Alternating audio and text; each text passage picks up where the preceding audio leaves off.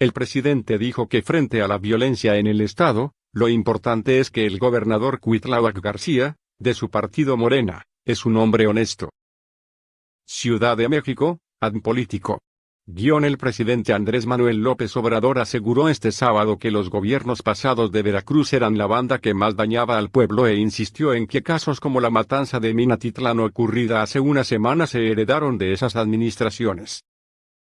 En conferencia de prensa, al término de un recorrido que realizó junto al gobernador Cuitláhuac García por la refinería de Minatitlán, en Veracruz, López Obrador dijo que al igual que en esa entidad, a nivel nacional la banda más temible era la banda de Los Pinos.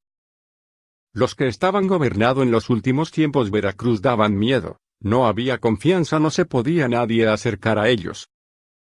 Entonces ahora desgraciadamente se presentan estos lamentables casos que se heredan de las pasadas administraciones, dijo el presidente en relación al ataque armado del pasado 19 de abril que dejó 13 muertos, entre ellos un menor. El presidente López Obrador arribó desde el viernes a Minatitlán, en donde dio el banderazo de salida de la primera coordinación de la Guardia Nacional, corporación con la que busca recuperar la seguridad, la cual se ha deteriorado con niveles de violencia nunca antes vistos, como los homicidios dolosos que este primer trimestre llegaron a cifras récord.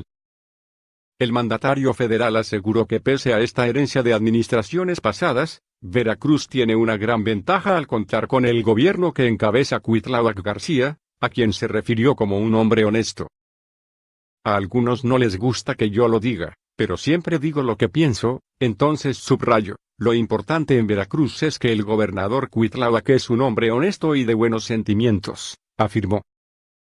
En su mensaje, el presidente señaló a sus adversarios, la prensa fifí y la prensa que está acostumbrada a vender su libertad, de aprovechar desgracias como la de Minatitlán para culpar a su gobierno.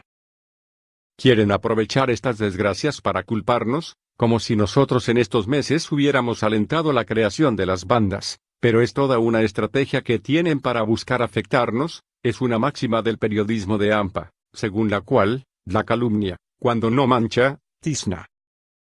Entonces apuestan a eso, aseguró.